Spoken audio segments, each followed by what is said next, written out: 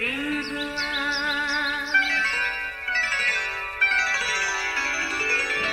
نیا پھر دن ہوا، پرانی رات کا کرے سو شکر ہم خدا کی ذات کا، خدا کی ذات کا نیا پھر دن ہوا۔ آج کی آیت۔ اور خداوند نے موسیٰ سے کہا کہ یہ تیرے ہاتھ میں کیا ہے؟ اس نے کہا لاٹھی۔ خروج 4 باب 2 آیت۔ عزیزو، انسان کی فطرت میں یہ شامل ہے کہ وہ کوئی چھوٹا کام کرنے کی بجائے پہلے کوئی بڑا کام سر انجام دینے کی فکر میں رہتا ہے۔ اس طرح وہ کسی بڑے موقع کے انتظار میں چھوٹے موقع کو بھی گنوا دیتا ہے۔ این ممکن ہے یہی چھوٹا موقع کسی بڑے موقع کا پیش خیمہ بن جائے۔ شاید زیادہ تر لوگ اس کو نہیں سمجھتے، مگر کچھ باشعور لوگ اس فلسفے کو بخوبی سمجھتے ہیں۔ عزیزو، اکثر سننے میں آتا ہے کہ کسی بڑے بزنس مین نے برائے نام کاروبار شروع کیا جو بڑھتے بڑھتے بڑا بزنس بن گیا، یا کسی بڑے سٹور کے مالک کی ابتدا ریڑھی سے ہوئی۔ اس طرح کے بہت سے تجربات اور مشاہدات ہمارے معاشرے میں دیکھنے اور سننے کو ملتے ہیں جو حقیقت کے قریب ہیں۔ بلا شبہ قدرت کے کاموں کو کون جان سکا یا قادر مطلق کی حکمت کو کون سمجھ سکا، مگر اس میں شک کی گنجائش نہیں۔ کسی بھی نیک کام کے لیے کچھ بھی پاس ہے، شکر گزاری کے ساتھ اسی سے شروع کریں۔ یقیناً جس کام کا آغاز خدا کے مبارک نام سے ہوگا، اختتام بھی بہترین ہی ہوگا۔ عزیزو، 3 ماہ کا وہ ننھا سا بچہ موسیٰ جو کبھی تنکوں کی ٹوکری میں پڑا، دریا کی اچھلتی کودتی لہروں کے رحم و کرم پر تھا، پھر گزرتے وقت نے اسے سکھایا اور بدلتے حالات نے اسے سنبھالا۔ آج 80 سالہ مضبوط اعصاب کا مالک، پختہ دل و دماغ کا مرد موسیٰ پورب کے پہاڑ پر خدا کے حضور کھڑا تھا۔ عزیزو، وہ کس قدر مبارک تھا کہ خدا نے اسے اپنے ایک بڑے منصوبے کے بارے میں نہ صرف اسے آگاہ کیا بلکہ اس کی تکمیل کے لیے اس کا انتخاب بھی کیا۔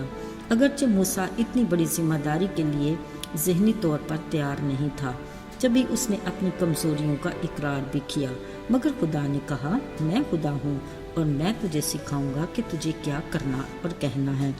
مت ڈر، میں تیرے ساتھ ہوں۔ پھر خدا نے اس کی کم اعتقادی کا علاج کیا اور کہا، یہ تیرے ہاتھ میں کیا ہے؟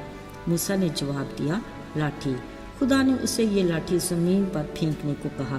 جیسے ہی اس نے لاٹھی زمین پر پھینکی تو وہ سانپ بن گئی اور موسیٰ اس کے سامنے سے بھاگا۔ اب خدا نے موسیٰ سے اس کو دم پکڑنے کو کہا تو وہ دوبارہ لاٹھی بن گئی۔ اگرچہ خدا نے موسیٰ کو اپنی قدرت کا اور بھی کرشمہ دکھایا، پر اب بھی موسیٰ پورے یقین کے ساتھ اس بڑی ذمہ داری کے لیے تیار دکھائی نہ دیا، تو خدا نے اس کے بھائی کو اس کا مددگار بنا دیا اور کہا، جا اور فرعون بادشاہ سے کہہ کہ وہ اس کے لوگوں کو عید منانے کی اجازت دے دے۔ مگر فرعون نے کہا، کون خدا؟ میں نہیں جانتا کہ میں ان لوگوں کو اس کی وجہ سے بھیج دوں۔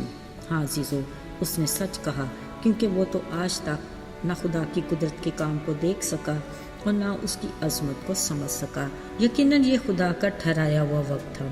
پھر جیسے ہی ہارون نے اپنی لاٹھی بادشاہ کے سامنے پھینکی، وہ سانپ بن گئی، مگر شاید بادشاہ کے لیے یہ معجزہ کچھ انوکھا اور نیا نہیں تھا، کیونکہ بادشاہ کے حکم سے اس کے ملک کے جادوگروں نے بھی اپنی اپنی لاٹھی سے سانپ بنایا۔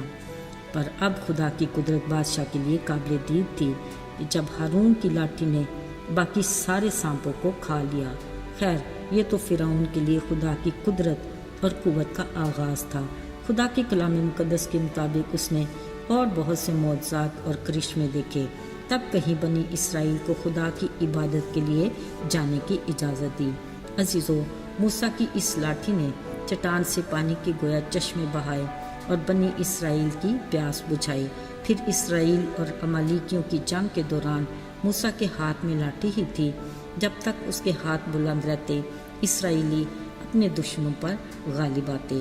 بالآخر کچھ مددگاروں کی مدد سے لاٹھی سمیت اپنے بلند کیے بازوں کی بدولت اسرائیل کو بڑی فتح نصیب ہوئی۔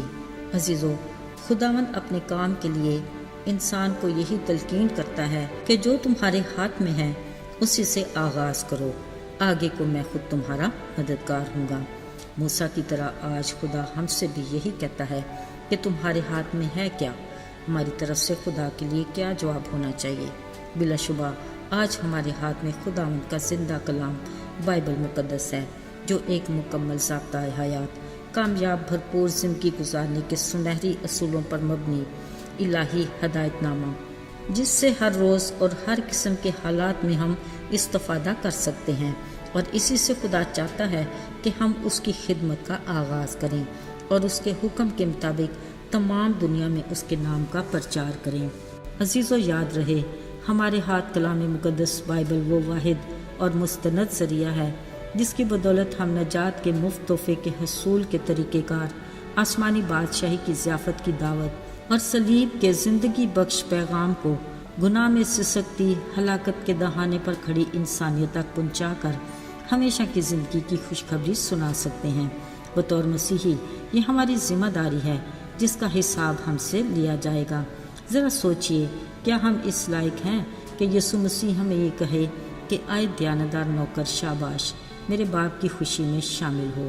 آئیے آج سے ہی اپنے آس پاس سے اس نیک کام کا آغاز کرتے ہیں۔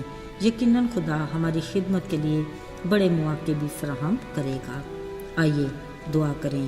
آئے ہمارے آسمانی باپ، تو جو آسمانوں اور زمینوں کا خالق اور مالک ہے، زمانوں اور وقتوں پر اختیار رکھتا ہے، ہم نہایت عاجزی سے تیرے حضور میں آتے ہیں۔ ہم اپنی ذات میں خاک اور راکھ ہیں اور تیرے رحم اور فضل کے خواستگار ہیں۔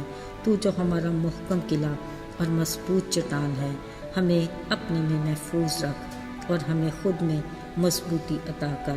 ہمیں ہر پل تیری ضرورت ہے۔ یسوع کے مبارک اور بابرکت نام میں آمین۔